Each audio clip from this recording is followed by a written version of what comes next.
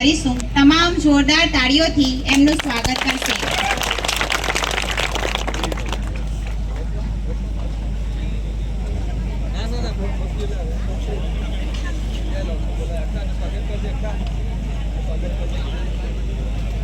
આપણા ભગવાન બિરસા મુંડા જેમને જન્મ જયંતિ આજે ઉજવવામાં આવી રહી છે આખા દેશની અંદર।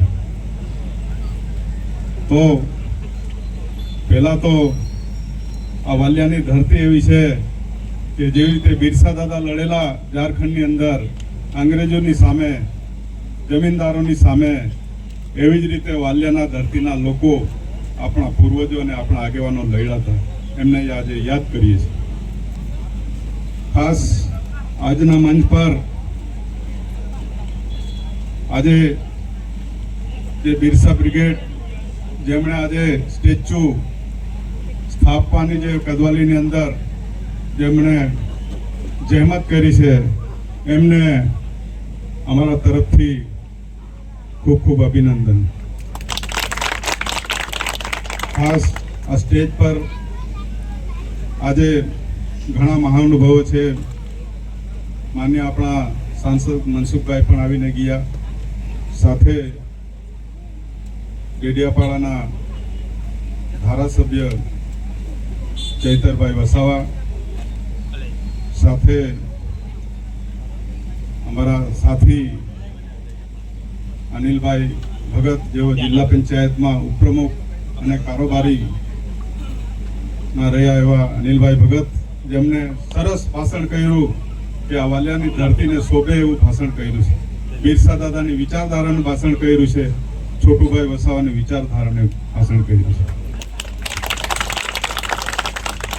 સ્ટેજ પર બેઠેલા અમારા ડોક્ટર શાંતિકર, જેમણે આદિવાસી એકતા પરિષદની અંદર વર્ષોથી લડે છે, અને આદિવાસી એકતા પરિષદ હું એટલા માટે યાદ કરું છું, થોડું લાંબુ થશે તો વાંધો નથી, પણ ઇતિહાસ તો થોડો કહેવો પડશે કે જેમણે અશોકભાઈ ચૌધરી, જેમણે આદિવાસી એકતા પરિષદની સ્થાપના કરી હતી, એનું અમે કદાચ નાના હતા ત્યારે આનું એ થયું કેમ કે 1981-82 ની અંદર અહીં વાલિયા ઝઘડિયાની અંદર જમીનદારો સામે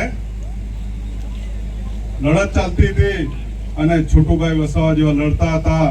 એની અંદર આ વાલિયાને આ જમીનદારોએ અને સરકારોએ આદિવાસી વિસ્તારને મિની ચંબલ જાહેર કરેલું હતું। આ વિસ્તારની અંદર એ વખતે અશોકભાઈ ચૌધરી છોટુભાઈના વારે આવ્યા, ને એમણે ત્યારે ઘણી વખતો આવ્યા, અને આ લડતની પર જે અત્યાચાર, જુલમો થતા, જમીનો પડાવવાના મર્ડરો થતા હતા, એમાં એમણે જબરજસ્ત લડત આપી છે।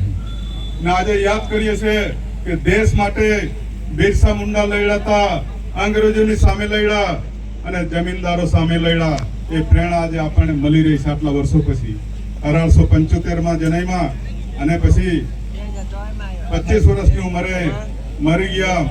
પણ આપણે અહીં પણ યાદ કરીએ કે અહીં ગાડી આપણે ત્યાં પણ 1952 ની અંદર મોહન નરસિંહ વસાવા બોમ્બે સ્ટેટ સાથે હતું, એ અહીંના ધારાસભ્ય હતા, એ છોટુભાઈના સસરા હતા।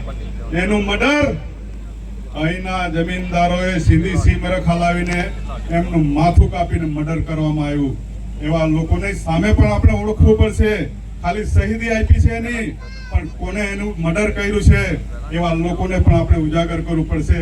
ઇતિહાસ તો જ આપણે જાણીશું। નારસિંહ અનોપ જેવાને જંગલમાં એમ કીધું, નારસિંહ અનોપ આપણા પથ્થરિયાના હતા, એમણે કીધું કે આ જંગલ અમારું છે, આ જળ જમીન જંગલ અમારું છે। 150 ગાળા લઈને અહીંથી પોતાના ઘરો બનાવવા માટે અહીંથી લોકો સાથે ગયા, વાડી